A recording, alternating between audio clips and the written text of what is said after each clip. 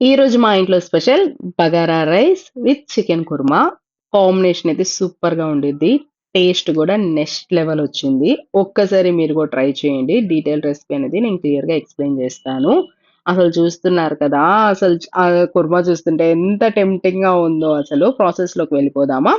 ఒక మందపాటి కడాయి పెట్టుకొని ఫస్ట్ కొంచెం ఆయిల్ వేసుకొని, పచ్చిమిరపకాయలు వేసుకోండి. అందులోనే ఆనియన్ అనేసి వేసేసేయండి.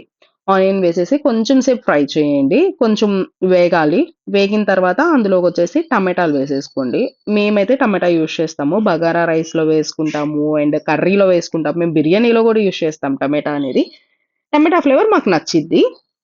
మీకొద్దు అనుకుంటే స్కిప్ చేసేసుకోవచ్చు. దాని తర్వాత కొంచెం కొత్తిమీర వేసుకున్న తర్వాత కొంచెం ఫ్రై చేసుకోండి. నెక్స్ట్ అల్లం వెల్లుల్లి పేస్ట్. అల్లం వెల్లుల్లి పేస్ట్ కొంచెం సేపు బాగా ఫ్రై అవ్వాలి. లేకపోతే పచ్చి వాసన అలాగే ఉండిద్ది. ఇప్పుడు మెయిన్ ఇంగ్రీడియెంట్ విత్ సీక్రెట్ మేమైతే కొబ్బరి పేస్ట్ యూజ్ చేస్తాము.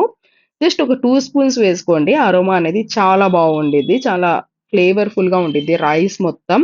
మాకిష్టం లేదు, వద్దు అనుకుంటే హ్యాపీగా స్కిప్ చేసేసుకోవచ్చు. బట్ వేసుకుంటే మాత్రం టేస్ట్ మాత్రం నెక్స్ట్ లెవెల్ ఉండిద్ది. అండ్ అది కొంచెం బాగా ఫ్రై అయిపోయిన తర్వాత వాటర్ వేసేసుకోండి. మనం వాటర్ బాయిల్‌కి పెట్టుకోవాలి కాబట్టి, మీరు ఎంత క్వాంటిటీ అయితే రైస్ తీసుకుంటున్నారో అంత క్వాంటిటీ వాటర్. నేనైతే 3 గ్లాసెస్ రైస్ తీసుకున్నాను కాబట్టి 6 గ్లాసెస్ వాటర్ ఏసాను. ఇలా వాటర్ అనేది బాగా బాయిల్ అవ్వాలి. ఫస్టే మీరు రైస్ కడిగి పెట్టుకోండి బెటర్. మినిమమ్ ఒక 1 ఆర్ 2 అవర్స్ అయినా నానితే రైస్ అనేది బాగా ఉడికిద్ది. బాగా ఉండిద్ది. సో, నెక్స్ట్ అలా బాగా బాయిల్ అయిన తర్వాత రైస్ ఏసేసుకొని ఉప్పు అవన్నీ కరెక్ట్‌గా సరిపోయినాయా లేదా అని చూసేసుకొని మూత పెట్టేసుకోవాలి. నేను ఇందులో ఎలాంటి మసాలాలు ఏమి యూజ్ చేయట్లేదు. జస్ట్ అల్లం వెల్లుల్లి పేస్ట్ అండ్ టమాటాలు, ఆనియన్స్, పచ్చిమిరపకాయలు ఈ ఫ్లేవర్‌తోనే ఈ రైస్ అనేది ఉండిద్ది. చాలా బాగుండిద్ది. చాలా టేస్ట్‌గా కూడా ఉండిద్ది. అండ్ బాగా అది దమ్‌కి పెట్టేసుకున్న తర్వాత ఒక 10-15 మినిట్స్ వదిలేసేయండి. రైస్ అనేది బాగా కుక్ అయిపోయిద్ది ఫైన్‌గా. ఇక్కడ నేను చూపిస్తున్నాను కదా! అసలెంత బాగా కుక్ అవుతుందో, ఎంత బాగుందోనండి. అండ్ కాసేపు అలా పెట్టేసిన తర్వాత అండ్ నెక్స్ట్ నేననేది చికెన్ కుర్మా అనేది కూడా ఎక్స్‌ప్లెయిన్ చేస్తాను. ఇక్కడ చూడండి రైస్ ఇలా, ఇలా కుక్ అవ్వాలి. పర్ఫెక్ట్. మీకింకా మెత్తగా కావాలి అనుకుంటే కొంచెం వాటర్ ఎక్కువేసుకోండి. ఇప్పుడు చికెన్ కుర్మాలోకెళ్ళిపోతే సేమ్ ఇంకొక కడాయి పెట్టుకొని, ఆనియన్ వేసుకొని, పచ్చిమిరపకాయలు, ఉల్లిపాయలు వేసేసుకొని, ఇవి రైస్‌కి ఫ్రై అయినంత అవసరం లేదు. కొంచెం లైట్‌గా ఫ్రై అయినా గాని సరిపోతాయి. నేను చెప్పాను గదా! మేము టమాటాలు రైస్‌లో గూడా వేస్తాము. అండ్ అలాగే కర్రీలో గూడా వేస్తాము. సో, టమాటాలు వేసేసుకొని కొంచెం సేపు ఫ్రై చేసుకోండి. ఇందులో కూడా అల్లం వెల్లుల్లి పేస్ట్ వేస్తాము. అల్లం వెల్లుల్లి పేస్ట్ వేసిన తర్వాత బాగా క్లీన్ చేసి పెట్టుకున్న చికెన్ అనేది వేసేస్తాము.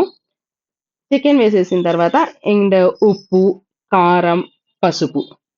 ఉప్పు, కారం, పసుపు నెక్స్టొచ్చేసి ఓన్లీ నేను గరం మసాలా మాత్రమే వేస్తాను. ఇంకేమి వేయనండి. చూస్తున్నారు గదా! మీకు వీడియో చూస్తే క్లియర్‌గా అర్థమైపోయిద్ది. జస్ట్ ఉప్పు, కారం, పసుపు, గరం మసాలా ఇవి మాత్రమే వేశాను. ఇంక నేను ఎలాంటి చికెన్ మసాలాలు, ఎలాంటి బిర్యానీ మసాలాలు ఏమి యాడ్ చేయట్లేదు. జస్ట్ ఈ ఫ్లేవర్‌తోనే లైట్‌గా బాగుండిద్ది. ఇందులో గూడా మేము ఓన్లీ కొబ్బరి పేస్టే వేస్తాము. కొబ్బరి పేస్ట్ అనేది ఫ్లేవర్ చాలా బావుండిద్ది. మెయిన్ ఇంగ్రీడియెంట్స్ వచ్చేసి కుర్మాకి పెరుగు. పెరుగు మనం వేసుకుంటేనే మనకి ఆ టేస్ట్ అనేది కనిపిస్తుంది. కర్రీకి, కుర్మాకి డిఫరెన్స్ ఏందంటే పెరుగు. పెరుగులోనే నార్మల్ కర్రీలో కూడా పెరుగేసుకోవచ్చు. బట్ కుర్మాలో యేసుకుంటే ఇంకా బాగుండిద్ది. సో, హాఫ్ కుక్ అయిన తర్వాత కొత్తిమీర పైన చల్లేసుకోండి. కొత్తిమీర ఫ్లేవర్ అనేది చాలా బాగుండిద్ది గదా! చూడండి అసలు కర్రీ అయితే ఎంత బాగా ఉడుకుతుందో. ఒక 15-20 మినిట్స్‌లో కర్రీ గూడా ఉడికిపోయిందండి.